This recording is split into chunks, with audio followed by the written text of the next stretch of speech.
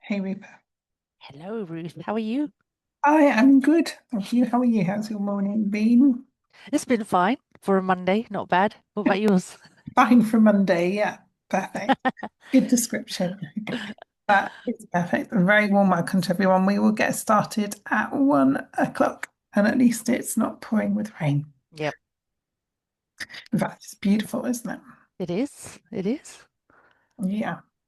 Okay, so let me just make sure we've got everything we need here. I think we do. Good. Cool.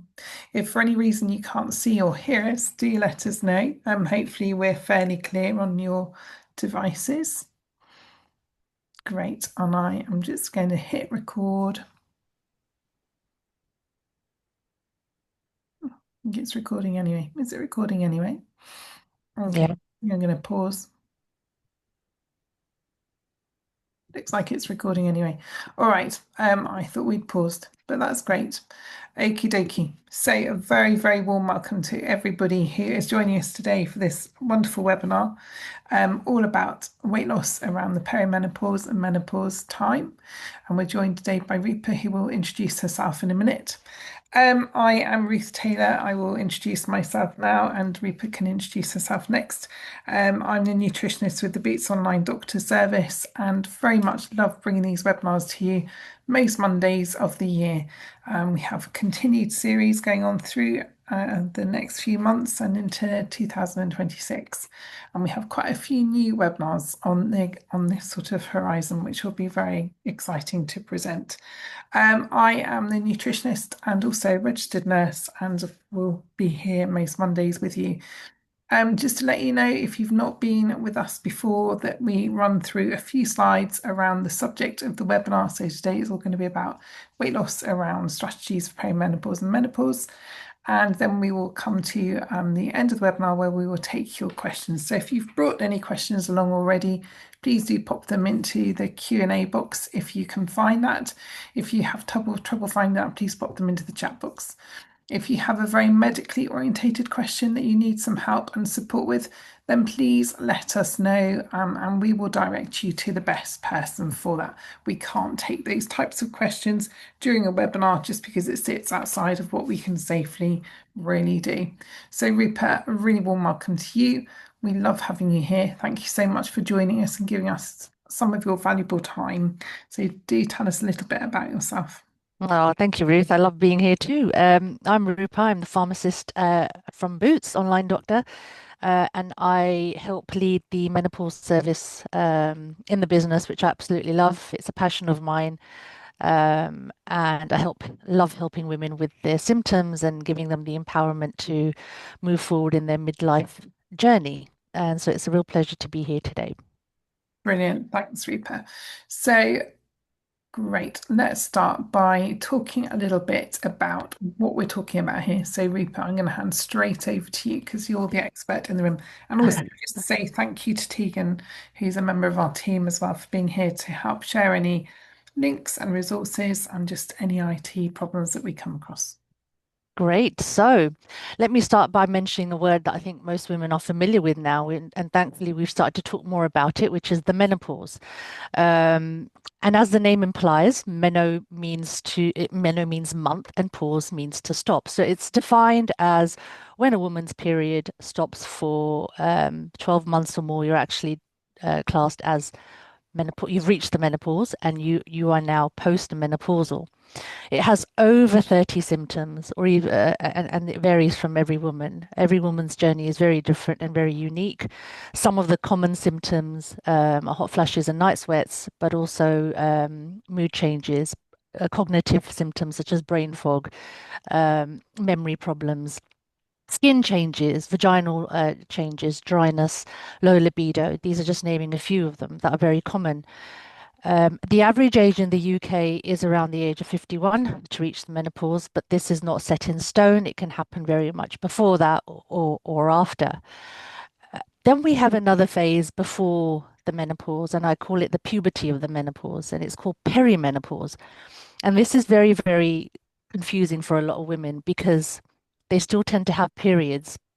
So the periods can be very normal, very regular, um, or they start changing and becoming irregular or sporadic. You have gaps in between. But this is where women start to experience most of the symptoms of the menopause. And so, it tends to be tricky because you think, well, I'm still got my period. I surely can't be reaching that phase of life, but that's not true. It's known as the perimenopause, and it can last for about 4 to 8 years. And it normally happens in your 40s, around your mid 40s. So this is the transition into the menopause. Now, there are blood tests that you can do to diagnose, but that is only done in women under the age of 45 because it's assumed that after the age of 45, even if we do blood tests, you're not going to get very normal results because the hormones are fluctuating up and down. You wouldn't ever get a proper result that actually says, yes, you're definitely menopausal, you've reached that stage. But these tests, it's called a follicular stimulating hormone test, and it's done 4 to 6 weeks apart. So there's two separate tests that are done, and it's normally conducted in women under the age of 45. But again, you're still not going to get the accurate result because, again, those hormones are fluctuating. So the menopause, perimenopause, is very much a clinical diagnosis, not a biochemical one, and it's normally diagnosed through the symptoms that a woman presents with. And we'll put a link up during the during the webinar towards the end, and it's a questionnaire that I actually recommend women take to their doctors or healthcare professional that they're dealing with for HRT, for example, because it actually lists all the symptoms of the menopause, and you can start rating yourself from before starting any treatment if that's what you're going to go for, and then seeing how you get on with treatment and seeing what's working and what's not. And it's a very good tool to take to your healthcare professional because, first of all, they'll know that you know what you're talking about, and it will help them with your symptoms as well. Because as we know, Ruth, a lot of these symptoms can be misdiagnosed and brushed over to something else, like antidepressants and other diagnoses that aren't treated properly. Very much. So it's such an important. I think the questionnaire is really It helpful. is, it is. Yeah, we'll put a link up for sure. Mm. Now, there's other ways that the menopause is reached as well, the unnatural way. So through certain medical conditions, for example, and certain treatments like chemotherapy during cancer that induces the menopause. But also women who have a hysterectomy, that's surgical menopause. That's when your womb is taken out completely, and you reach the menopause in that way. Um, but yeah, this is where I think we need to be aware and know what we are feeling and what the treatments out there that are available to help us with these symptoms. Brilliant. Yeah, absolutely. And I think it's really important because I think if you go through a chemically induced menopause or a surgical menopause, you can suddenly go from, you don't have that transition phase, do you? You can just literally be Yep, put straight into being smack bang into those whole horrible menopause completely. symptoms. And it's not always recognized or talked about.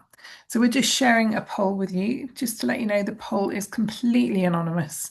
We can see that people are answering the poll. We can get a sense of understanding of where you are in terms of your menopause journey, but it's only presented to us as numbers and percentages, not as individual information. And just to that point, Tegan, I don't know if you've already shared it, but you can actually anonymize yourself in the chat box if you prefer to. Some people are very happy to share their name, others prefer to be anonymous. If you prefer to be anonymous, do feel free to anonymize or change your name to something you're more comfortable being recognized as. Just got to be happy, really. Okay, so let's see what's going on. So, gosh, it's quite a split across the There is. isn't there? So Yeah. the around is a real split. So there's quite a few people who aren't quite sure where they are. Mm. Around 30% of you, 30% Yep. of you are postmenopausal. And then the rest are sort of split evenly, Yeah. like about 25%, 25% doesn't quite, don't add up my percentages because it's moving all the time, but in the Yep. menopause space. And for everyone, the sort of biggest challenge appears to be the weight gain for no clear reason. We're going to go into that today to help that make a little bit more sense. A lot of people are struggling today with emotional eating. We had a whole webinar last week on emotional eating. So if you came to that, it was brilliant. and we were Yeah. joined by one of our colleagues. But if for any reason you missed it, we can share a link to that if that's of interest to you. And your top priority in managing your health right now, for many of you, 80% of you, is weight loss, but also things like increasing your energy, improving your fitness and muscle mass again, and for 28% maintaining weight loss. So that's great to hear. And thank you so much for helping us understand where you're all at and what's going on for you. That really helps us. So let's have a look at this slide here and think a little bit about the role of estrogen in weight management and what happens in this sort of perimenopause, menopause phase. So what we know is that during menopause, we get quite a decline, as everyone would expect, in that hormone estrogen, estradiol, and that can very often trigger an increase in the amount of food that we want to eat. There is a huge amount of research around this subject. So many women we know will experience an increased amount of hunger, and they'll also find that they're not so easily full up, they're not so easily satisfied. And those two factors with the triggering of that reduction in estrogen can really lead to weight gain. Furthermore, what else can happen is we can get a reduction in the amount of in our ability to be sensitive to insulin. So we get a degree of insulin insensitivity going on. That increases our risk of type 2 diabetes. And also, this is the biggest link, it links to our risk of cardiovascular disease increasing. So this is why women suddenly in this stage of life become sort of on the same parallel or even in a greater predisposition to cardiovascular disease. So it's a really important thing for us to be thinking about as women. So it's all about inflammation, that change in insulin sensitivity that leads to weight gain and a change in our overall inflammatory risk and metabolic health. So low estrogen also, there's lots of bad news, but we don't stop here. We will tell you how to overcome some of these factors, but I think it's important to think about what's going on, because if we can understand, then it becomes really important, makes some sense as to why we're recommending eating in a certain way and why we're recommending certain types of movement being more important than others.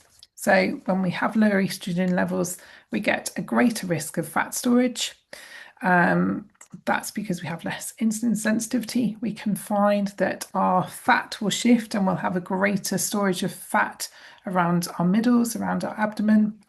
And we'll also get a redistribution of our fat. So in our visceral fat, so we'll get more visceral fat. And that is, even if you're a skinny person, this is still an increased risk. So even if you don't necessarily need to lose any weight and you're sitting in a healthy body, you may notice that your body shape changes. So you get this shift in where your fat sits on your body. You'll also find that naturally, unless you do something to offset this, your muscle mass will start to decline. Now, there's lots we can do about this, but it's just physiologically, that's what's going on in the background. So we have to be really intelligent and start eating and moving our bodies in a way to prevent all of these physiological standard reactions when our hormones start to decline. We get a whole degree of problems with our appetite. And so if we just lean into our appetite and listen to our hunger, that can be very difficult because we can find that we will gain weight. So after menopause, most estrogen comes from estrone, which is produced in our adrenal glands. So if we're suffering from a lot of physical or emotional stress, that can also play its toll because we need our little adrenal glands, which create our stress and sex hormones, to be balanced as much as possible. So we really want to be thinking about, okay, what are the factors that are going on for me? And actually, what comes along at this time of life for many women is you're in that sort of like middle life zone, aren't you? You know, you're maybe often career people, so you may be further up your career ladder. You may be managing family, you may be managing older adults.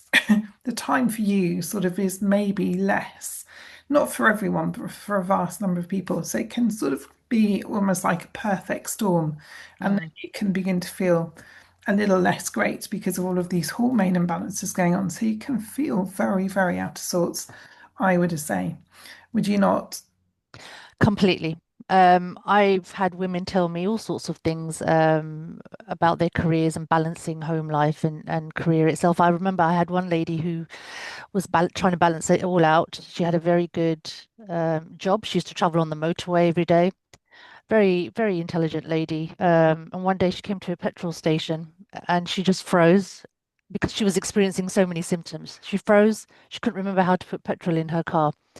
And she absolutely was terrified, as you can imagine, because it's not something that, that doesn't feel normal. Um, but she then phoned her husband, and obviously he talked her through how to do it. But it wasn't that she had forgotten how to put petrol. She was just juggling so much and then going through the menopausal changes because her confidence at work has started to decline as well. She was very tired. Her mind was everywhere. Her memory wasn't that great either. But these are very normal symptoms to experience and can be very, very scary. Yeah, and so life-changing and just really Very. undermine your confidence as well. Yep. So Yep. such an important thing. So Rita, tell us more. Yeah, so you've touched on the main bits, but I'll go into what happens during the menopause and that visceral fat that you mentioned, Ruth, which is the main thing that causes changes in your body composition. But the menopause is associated with a shift of body fat from your hips and your thighs to the waist, and it is associated with muscle loss of muscle mass. So what happens is that as the estrogen declines in the body, your body starts laying down fat, as Ruth said, in different areas of your body, mainly in the middle area. So it's not necessarily that you're putting on weight, it's actually where the fat is being stored. And unfortunately, what happens is it's unevenly distributed and it goes into the middle area. So your tummy, your middle bit starts to get podgy. And this can be very quick for some women. Your clothes start feeling different, tighter. You look in the mirror and you think, well, where did that come from? Um, and again, that can be quite a negative effect on you in general. The visceral fat is fat that is stored deep inside the abdomen in your tummy, and it surrounds the liver and other organs as well. Now, normally, without the menopause, this makes up around 5 to 8% of your body fat. This increases to 15 to 20% during the menopause, so that's quite a large jump and quite scary if you think about it in that way. But as Ruth said, there are things that we can do to help you combat that. So this means that the change in your body composition affects something called the basal metabolic rate. So this is the rate at which your body burns fat at rest. And obviously that reduces, which leads to more loss of muscle mass and more fat, unfortunately. So as a guide, if you're apple shaped, that means that you're most likely got high levels of visceral fat compared to if you're pear shaped. So you could use that as a way of seeing where you're at. Um, so having that middle area, the visceral fat in your abdomen area, can have an impact on your health. Um, and you become less sensitive to insulin, as Ruth mentioned, and which in turn has an effect on your blood pressure. So your blood pressure may potentially increase, and your cholesterol and your sugar levels. Um, Also, what happens is our metabolism slows down, which means that we're not going to be burning calories very well or very quickly like we used to when we were younger. So consuming less calories is important as well as we age. Genetics also has a role in this as well. So if your parents or close relatives tend to have a middle area, that means you most likely will have it as well. But as we have said, and which we will talk about and expand on in this webinar, the good news is that we can do something about it. So it's not all doom and gloom. Yeah, sorry, it does feel like I that. did. I know when I was I'm talking, I'm thinking, oh thinking, no, this uh, doesn't sound good at all. I I hope we know, haven't put everyone off. It's not. We're just trying to explain what's going on, yeah. and that things can be done. And let's just whizzle through the next couple of slides because again, it's more information really pointing to the same door. Yeah. There are lots of imbalances that go on at this time. And so there are plenty of other things that might be going on physiologically for you that might have an impact on your weight management. So apart from your sex hormones and the whole estrogen story, sometimes when our estrogen and progesterone are switching and swapping around in this sort of perimenopausal phase, we can end up almost with higher levels of estrogen than we do progesterone. That sort of can be a situation that we know as estrogen dominance, and estrogen dominance can lead to weight gain. So it's sort of a temporary transitional phase, but it can again be something that's going on that can be an underlying factor. We know that sleep is a real issue for many people, and especially at this stage of life. And so we know that, the research tells us that having less than 8 hours, no, less than 5 hours of sleep regularly can contribute to weight gain. And the research suggests that when we sleep less than 5 hours a night, we generally will consume, without even being aware of it, around 300 extra calories the next day. So cumulatively, that can have quite a negative impact. And it's not even necessarily a conscious thing. You're just propping ourselves up because we feel a little bit less great, or we feel like we just somehow need to keep going and propel us through life. Stress and cortisol is really an important area to consider. So, if you know you've got a lot of stress going on, we do have a previous webinar on managing stress and how to balance stress. So, do take a look at the replay on that. And because, again, it's just a really important pillar of how we can improve our health. So if stress is something that is affecting you, it's really worth thinking about how you can balance your stress as much as possible. We sometimes can't get rid of the stress, so we need to adapt our lifestyle or how we eat or the foods that we choose to support our stress as much as we possibly can. We know we're very realistic here, so we know that no one can be generally perfect. It's just about putting little things in, changing the jigsaw puzzle as much as we can. Again, we've talked a little bit about insulin sensitivity and the link to visceral fat. So we know that those whole things lead us to be less sensitive to insulin, be a little bit more resistant to insulin. And so signs of that might be that we're feeling more tired, we've got high levels of hunger, we're finding it really difficult to lose weight, we're gaining fat around our middles. So we really want to be thinking about all of those things, because those are common signs in menopause, but also it may be physiologically that your insulin sensitivity has changed. So we want to really bring your attention to that. And again, an area that I find absolutely fascinating and with loads of emerging research is thinking about what's going on in terms of our gut microbiome. Well, actually, there's some really interesting suggestion that the gut microbiome will shift quite considerably during this sort of menopausal transition. And so, again, that may lead to problems with our gut barrier. We might find that there are temporarily some foods that we find really difficult to tolerate, or they make us feel less well. There are all sorts of strange things that can happen. So, eating in a way to support your gut microbiome, again, is really important for us to think about. Thinking a little bit more about the thyroid hormone, I'm just going to leave this slide here for you just to take a quick look at, because for me, some of the signs and symptoms of thyroid hormone health or problems with our thyroid health very much mimic what's going on in terms of what we would expect in a normal menopausal, perimenopausal phase. And it is one of those things that can almost go under the radar. So you may be feeling all of these symptoms very regularly, sort of weight gain. You may be having problems with constipation, maybe having some anxiety, maybe feeling very cold or very hot. Thyroid will be a real masquerader. So if your symptoms continue beyond where you think they should, or the steps that you're taking to balance your sex hormones aren't really giving you the outcome that you're hoping for, it may be worth somebody looking at your thyroid function.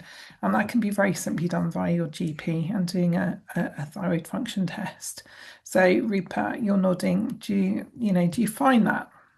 Completely. That's why I say that using the questionnaire is such a powerful tool, because normally thyroid function test is tested not very regularly, annually if you're lucky, but and normally they come out, the results come out normal for a lot of women. So this is where you can show your doctor or healthcare provider that these are the symptoms I was getting on that questionnaire, and then they can help you distinguish between the two. So great tool, which we will share the link for. And I'm really glad you mentioned gut. Ruth, because as you know, gut health is something that we probably don't talk much about, which helps with symptoms. And your gut is known as your second brain, isn't it? So there's lots going on there that can help balance your hormones and just your just general health and well-being. There's two hormones that I want to talk about now that are really important, and Ruth has touched on, which is cortisol, and there's adrenaline as well. And these are triggered by your response to stress. So they're known as the fight or flight hormones. So when we respond to stress, this is what's triggered in our body.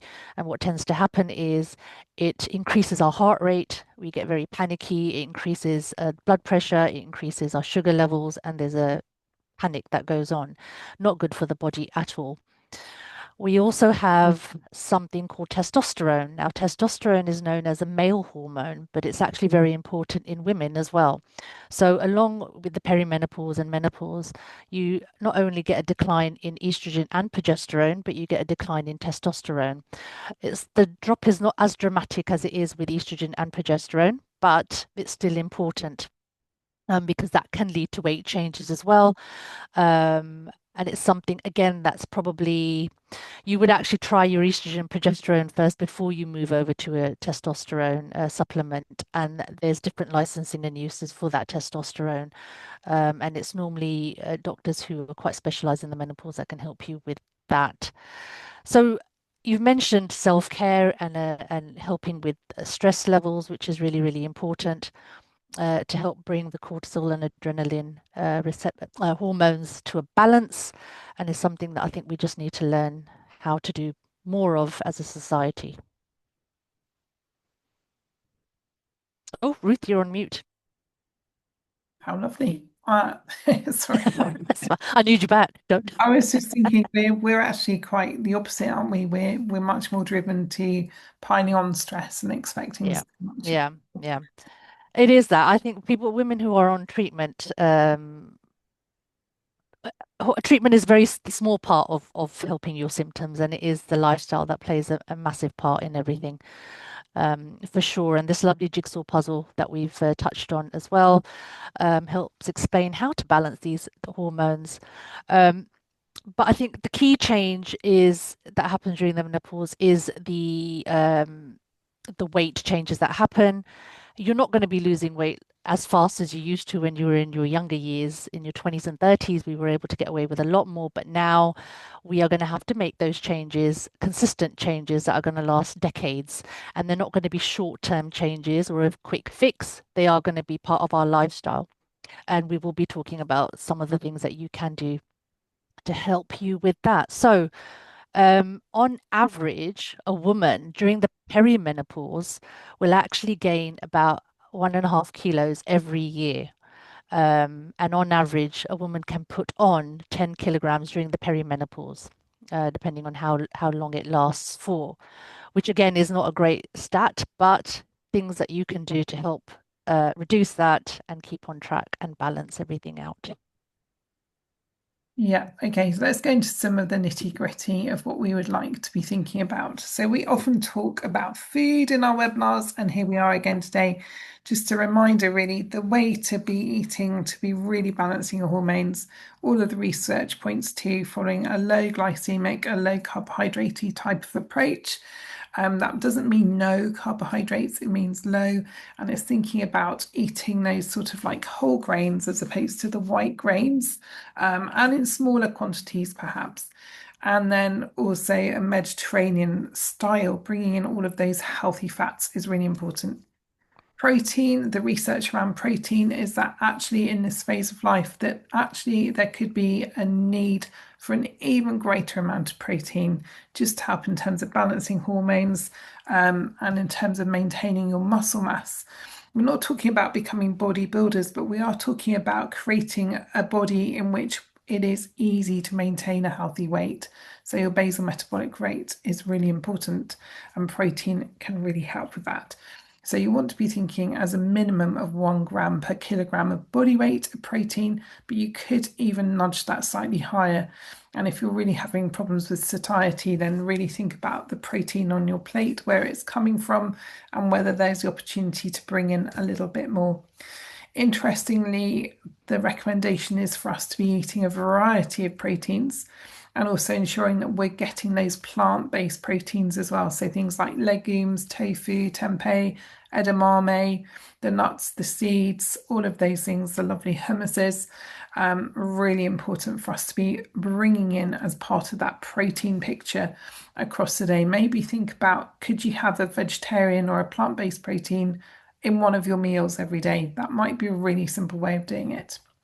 And if you follow a low fat diet, then you may have issues where you really want to be thinking about bringing in some healthy fats because they are very anti-inflammatory. They can help in cellular communication. So things like the oily fish, the nuts, the seeds, the olive oils, they're really important. Olives, avocados, bring those in, bring a small amount in. And really that can help. Following the Mediterranean diet really correlates with a healthier body composition and less changes in body composition. So we have a whole guideline around sort of dietary strategies to sort of adopt a Mediterranean diet. So Tegan, I don't know if you can suggest that. And some research has found that following a low carbohydrate diet can help support a reduction in visceral fat. So that may be something to think about, but you want to be, still having some carbohydrates in there, very important for energy, and for really helping our bodies to work effectively. So see how you go with that. We've talked a little about healthy fats already, so I won't go back into this slide, but very much healthy fats really help to reduce inflammation in our bodies.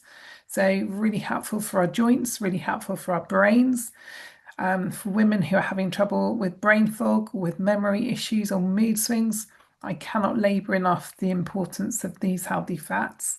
And really, in terms of helping with that insulin sensitivity, which for all women at this life phase is something to put a lot of effort and energy into thinking about, then again, those healthy fats become really important.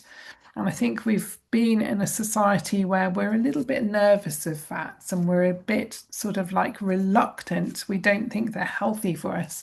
But all of the research around that Mediterranean diet with those oily fish and walnuts and chia seeds and all of those delicious foods really, really just 100% are healthy and really important for us to bring in. Wouldn't you agree, Rupa? Oh, completely. Completely. Now that we've got this country's got Mediterranean weather as well. We Especially just need the diet to match. yeah, it's true. And then we're going Yeah. to do something, that sounds great. And you're going to talk to us a little bit about phytoestrogens, I Rupa. am. I am. Phytoestrogens are quite simple to add into your diet, and these are chemicals that are found in certain plant foods.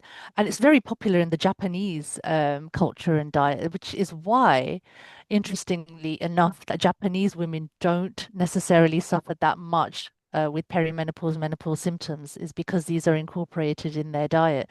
So what happens is these phytoestrogens bind onto the estrogen receptors in your body and actually help balance those hormones out and actually help in weight management. So give it a go and a try and see how you get on. So examples of some of the foods is tahini, soy products, chickpeas, and flax seeds. Flax seeds can be added to lots of different things, can't they, Ruth? To help initiate and start that trend off, and sesame seeds as well. Yeah, with the flax seeds, for their healthy fats, ideally they would be better off being crushed. But if you Ah, have problems with your bowels, then you could have them whole. So fantastic. choose Yeah, how you enjoy them because they do exactly. have different effects. And then we're going to talk a little bit about activity, aren't we? We are. So physical activity is a non-negotiable, ladies. As you in midlife, it's going to have to be part of life now. We can't skip it. Every time I come on these webinars, Ruth knows that I always, I always say that how terrible I am with physical activity. But I'm happy to report that things have changed in the last couple of months over the summer. So I have found things that help me move more. For example, I'll share with you that as a kid, I used to love washing cars, right? So my dad was a great, he used to wash all, he still does actually sometimes. He used to wash cars, our cars on the weekends, and I used to help him. So what I did over the summer was, and I normally take, as most people do, to the local hand wash uh, car service. I started to wash my car, and I can't tell you how much of my body I was moving around. I actually ached afterwards because you do end up doing a lot of the squats and toning your arms as you're washing the windscreens and all sorts and your wheels. So anyone who enjoys anything like that, I would recommend washing your car as a really great way of moving your body. Likewise, housework as well. I love housework, and I'm sure a lot of women find housework as a great way to exercise. Um, but it's really important that you find something that you enjoy and not feel forced to do the movement and you're exercising. Oh, repainting the whole house. Yes, someone's put on there. Definitely. Mm. Painting is a great way as well. Like I said, find something that you enjoy. I'll talk about the main exercise regimes that are recommended to help you during the midlife journey. But it's very obvious what exercise and physical activity help you with. The obvious is losing weight, maintaining your weight. It also helps maintain your bone density. It helps improve your heart health. Let me start again. And it actually encourages better sleep. So you're going to find that you're sleeping a lot better as well. And not forgetting that your mental wellness as well does improve with exercising. And obviously, the amount that you do depends on your personal fitness levels and your preferences. Now, there can be some barriers to physical activity itself. So, lack of motivation, lack of time that Ruth has mentioned as well, fatigue, and it might be limited to a lot of the facilities as well.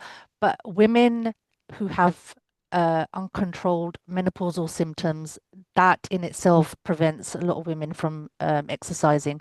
So the first point of call would probably to get those in control with a, with whichever treatment works for you, and then focusing on the weight management side of things because it can affect you physically and emotionally as well. And a lot of us now work from home, um, and are limited to maybe, moving as much as we used to when we used to go into the offices or wherever it is that you used to work from.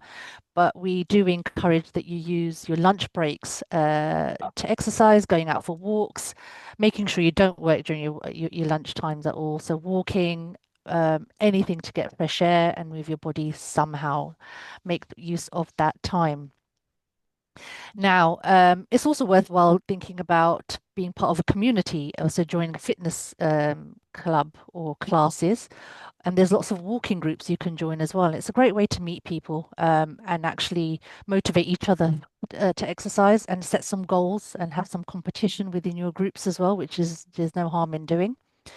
Now, aerobic exercise or cardio exercise is recommended, and this is actually something that gets your heart moving quite well. So things like brisk walking, swimming, dancing as well. Dancing is great, and cycling. These are examples of aerobic exercise, which helps again with your heart and maintaining that weight. And also making sure that your blood pressure and your diabetes are well controlled as well and doesn't elevate in any way. Now, the recommended guidelines of doing aerobic exercising is at least 150 minutes a week. This is moderate intensity activity. Or if you're going to do it vigorously, it's recommended that you do that for 75 minutes of the week. So you can spread that out how you want. Doesn't have to be exactly in those timings, but the more you do, the better. Then you've got something called resistant training. So this is strength training using your weights or resistant bands. And this is really effective in preserving your muscle mass and your bone density. And in turn, this is what helps increase your metabolic rate as well. So examples of that is squats, bicep curls, and ankle taps. But washing the car is just as great. So definitely take that into consideration. Um, One study actually showed that perimenopausal women who did resistant training twice a week helped reduce the risk of fractures and osteoporosis, which is what we want. As you know, the risk of osteoporosis does increase as we age with the decline of estrogen and progesterone. Additionally, there's another study that shows a 2% increase in bone density was observed in women who incorporated resistant training over a year. So this is all great stats and news. Third recommended training is restorative or flexibility training. So this is more calmer training like yoga, Pilates, Tai Chi is becoming very popular as well. And it's a way of nourishing your muscles that you use with the other exercises, um, and also helps prevent falls as you age as well. So it's balancing your body out more. And it also helps with certain menopausal symptoms such as hot flushes and night sweats. So there is evidence around that as well, which is great news. So yeah, these are Brilliant. the type of examples that we have. That's great. I'm very conscious of the time, so I'm just going to say that, in terms of eating, back to the whole eating, really interesting facts, and thank you for sharing all of that. It may be worth thinking about bringing in a little bit of intermittent fasting. We can cover this in more detail when we're talking about food, and we do cover it in some of the other webinars, the How to Eat webinar, and we'll cover this in more detail if that's something that's of interest to you, so we can share the link for that. But you do need to be careful. I think start by just having that 12-hour overnight fast. I think for a lot of women who are in that sort of menopausal flux where the hormones are all over the place, actually having 3 meals, less snacks, and spreading your meals out across 12 hours probably brings the best balance to begin with. And then you can start playing around by maybe increasing the gap between when you had dinner last night and when you have breakfast this morning. It doesn't work for everyone, but it can be helpful for some people. Just going to quickly tell you about what we've got coming up over the next few weeks. And we also have a couple of polls that we want to share with you. So I'm just going to quickly do that because I would like to ask you now what one change you're going to perhaps try and make over the next week. And in a minute, we're just interested to hear from you what phase of your weight loss journeys you're on. So I'll be sharing another poll in a minute. But while we're doing that, we are going to stop sharing and also come to your questions. So let's have a look at that. Can you see the questions okay, Rita? I can, yes. I noticed somebody had commented that they were having difficulty with moving because of pain. Um, Oh, yeah, so thank you for sharing that. And I think that for many people can be a factor in preventing that movement. So that can be difficult. I think it's about, maybe think about those exercise snacks, I would say, almost instead of having something to eat, just do a very little bit of movement, and if you're having pain all over your body, then that might be difficult. But for many people, pain is located to one area. So you could avoid that area and then work the other areas of your body. Because any movement, if you've got pain in your legs or your knees or your ankles, then maybe use your arms and do some arm strength training. Just see what you can do. A complete split across the board here in terms of what people are doing. The majority, the biggest answer is 50, just over 50% for protein. And then everybody else is going to be doing all sorts of things, lots of self-care, 24% of you. Water for 32, resistance exercise 38%. So really interesting. And thank you so much for letting us know what you're going to be doing. Do you want to take another question, Rupert? And I will just switch and send another poll out as well. okay. Um, Somebody has mentioned that they had surgical menopause and was not prescribed HRT, so they put on weight steadily. But she is now on Manjaro. Are there foods that are better at maintaining muscle strength as this feels really hard? I think that's you've got webinars on that, haven't you, Ruth? Yeah, we do, but I think Detailing the you want to be thinking less of the starchy carbohydrates, so less of those white breads, white pastas, cakes, biscuits, all of those things. You want those to be almost less. You want to switch over to whole grains, but again, smaller quantities. And then you want to be thinking, where's my protein coming from? Because protein is really helpful for building muscle mass, really good for satiety. And then the other thing two things that you want alongside your protein-rich foods. We've got a document, Tegan. Can you share the protein-rich document for everyone? That would be really helpful because people do like to know where to get their proteins from, and that can be a helpful memory jogger or reminder. And then you want to be filling up on fiber-rich foods. That really helps in terms of satiety as well. So see how you get on with those. All of the vegetables, you want the colourful above ground vegetables, but anything with lots of colour in, really helpful. Lots of dark green leafy vegetables for magnesium, which is really important and often quite insufficient or deficient. So again, those are really important. And then those healthy fats that we've already mentioned today. Hmm. So yeah, hopefully that will help. Someone's asked, are golden or brown flax seeds better? Oh, that's such a great question. I love it because it's so random. I think Do you know? Don't know what I the. think I haven't read anything to tell me which way round. So I think just get what you can find. They're Yeah. available in lots of supermarkets. If you want them to help in terms of balancing your hormones, you can crush them. So they're quite small and quite hard, which is why crushing them liberates the fats from them, because otherwise it's very hard for our bodies to extract them. And if for any reason you're having problems with constipation, soak them and add them to your breakfast, and they can make a huge difference. Great.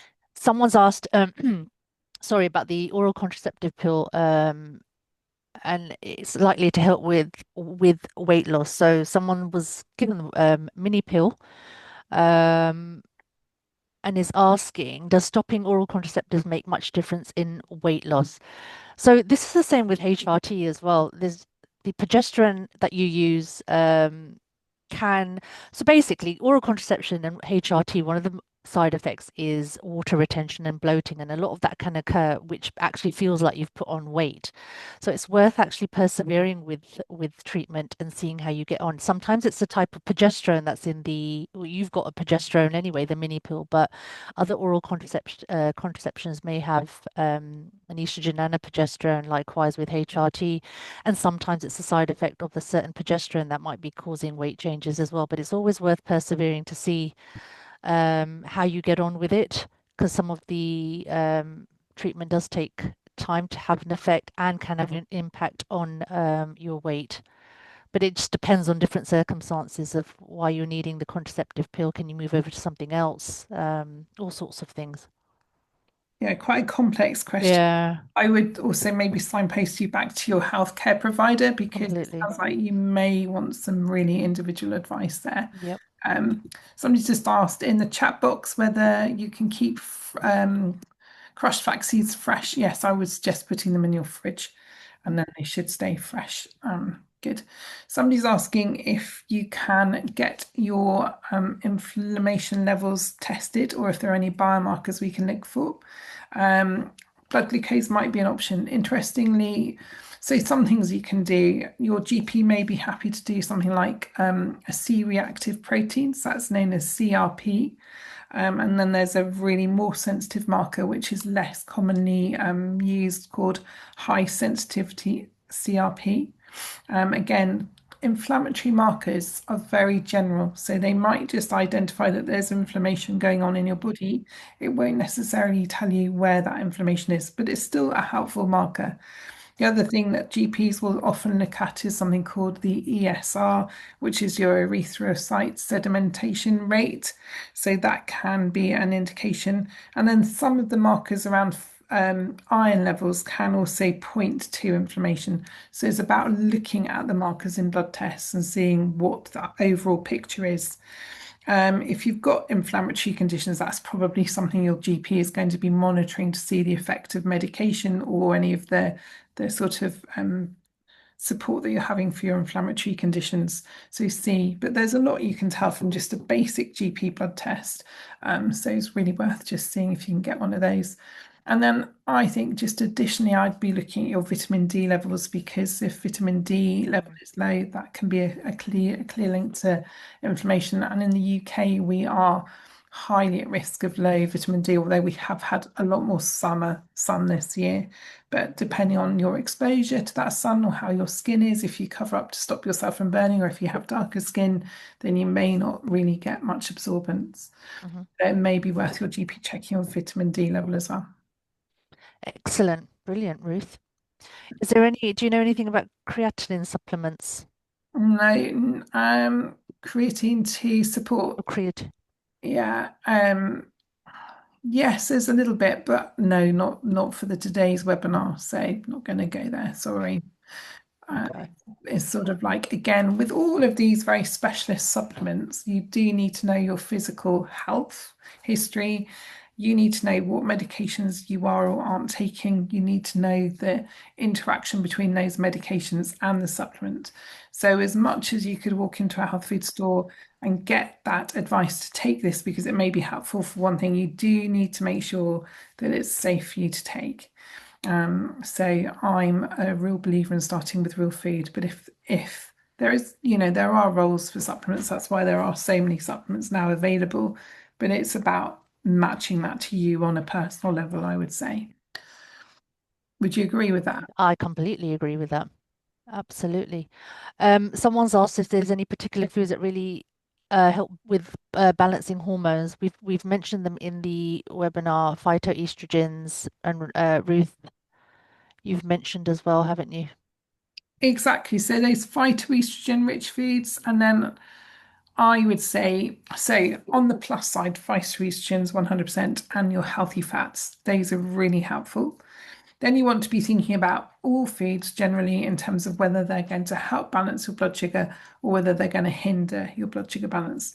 So the helpers are going to be those healthy fiber-rich foods, which we've already mentioned, the protein-rich foods, and then the things that don't help, the foods that create inflammation in our bodies or have more of an impact on our blood sugar. So they're going to be things like sugar, sugar-rich foods. Um, Maybe for some people it could be for many people, it can be sort of like a lot of the sort of carb or the processed foods can be creating an inflammatory response. And don't forget, they are very deficient in proper nutrients. So they're not really feeding your body, they're just a created food source rather than a natural food source. So you want to go back to natural as much as you can. So Yeah. it's about that balance. So yeah, take a look at the replays of the how and the what to eat webinars because we go into Mm. that in much more detail. But it's about reducing foods that create inflammation as well, I would say. Great. There's a quick question here about resistance. Do you think one should do resistant training a week? Yes, you should be doing resistant training twice a week at least. Yeah. I think there was something you mentioned last time, Ruth, that I've actually incorporated into my training or physical activity is the weighted vest that I think was a great purchase. And that's actually something that you can go for walks with. Yeah, It and I forms like part of it. the resistant training, doesn't it? So I started my journey with that sort of Oh, weight on with a rucksack, but then I realized actually that's not really doing my back a lot of good because yeah. weight is here and you're sort of almost leaning back. So the weighted vest gives them more sort of like balanced distribution of that weight. I suppose you could put two rucksacks on, one on the front and one on the back. Yep. Yeah, but weighted vests, I do like those. Good. And again, they're very available, very easily. So again, and it's about starting from where you are. But I think, Yeah. and the comment was, to avoid cardio, but I think we need the combination. So you need to be planning Do. a week that you get that cardio in. Now, the cardio could be that you just do some brisk walking across the week. So every day you could set yourself a target of like 20 minutes brisk walking, and that would be you sorted. So it's almost Yeah. like a baseline lifestyle as opposed to a focused exercise. It's just about getting our bodies moving. That is crucial. Yeah. Some really interesting research about osteopenia and inactivity. But like Mm. you were saying, Reaper, so actually being active can really just help our mental health, Oh, boost our yeah. energy, just help our bone health, really important. And, we now know how important it is to not be inactive. So whatever that means to you, it's not a race, it's not a competition. It's about just doing anything you can. If you're suffering with regular pain, if you're really finding it difficult to move, just find the tiny things you can bring into your life. Abs- It's, Completely. it's just, make it happen for you. Yep.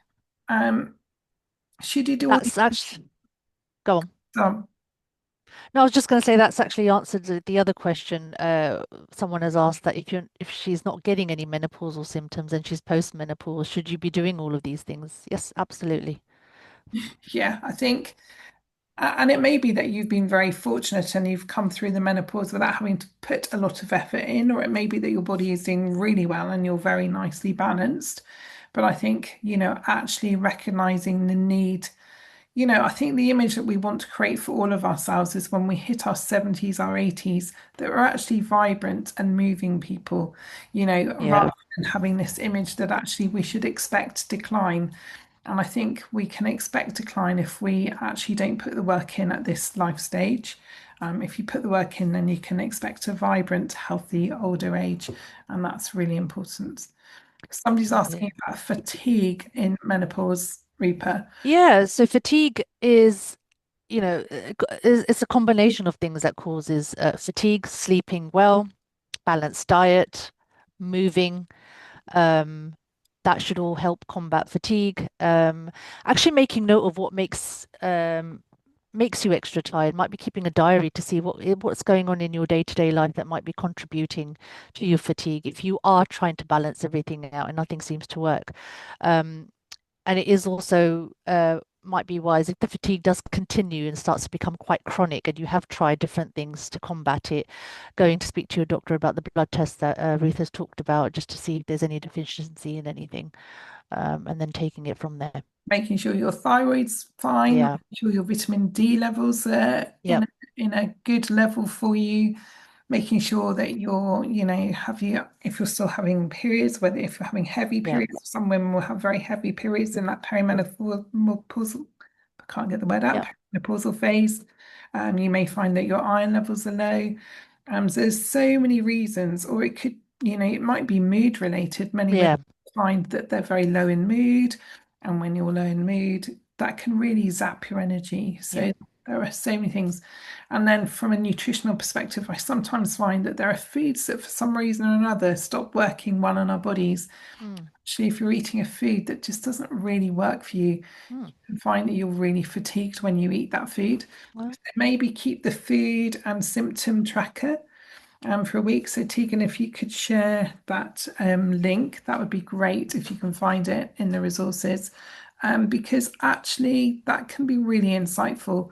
yeah. Or even for the people who are talking about inflammation or pain, actually just keeping a track of what you're eating and whether it's triggering energy or feeling vibrant or good sleep, or on the converse, you wake up and you feel lousy, and just see if there are any relationships between what you're eating and how you're feeling, because food is really powerful. Food in It is itself can be a medicine. So I think completely. use what the resources that can help you identify what's working for you. And we change, don't we? So what worked for us when we were 20 or 30? Not going to work now, Yeah, unlikely. unfortunately. Unlikely. You can't say absolutely not. Rita. I'm excited to hear about your car cleaning. I feel like you should pop around and do mine for me. I shouldn't have mentioned that then, should I? I think people are going to ask me. The neighbors were Sign you looking up as for the well. whole Uh, of the Boots Online Doctor team. Will I be, know, we should start a new business. yeah, Our absolutely. watch service. It Brilliant. is, I highly recommend it. Honestly, it's fantastic. Sounds like quite good fun. So I'm all for anything that brings a bit of fun is always good. Completely. Perfect. So I think that has brought us very nicely to the end of your questions. Please do, yeah, Dawn, you mentioned that the British Heart Foundation have got a daily resistance exercise for October and a Strong Women Challenge. So, yeah, we should be definitely plugging that. I think it's a fantastic. There are so many things that we can do, and that would be really great. So, sign Yep. up. Let us know how you get on. We will be back next week, and we will be, let me see, talking all about um, sleep. So, if Oh, sleep is something that is, something you're struggling with, do come along to that. And fantastic. brilliant. And I have put the link for the menopause question, or Tegan's put it on for the menopause questionnaire to access. So definitely use that. Brilliant. Oh, thank you, Rita. That's brilliant. So Catherine's saying that the feed and moods or the feed and symptom isn't working. So sorry about that, but just get a nice piece of paper. We'll try and get that link prepared for next week.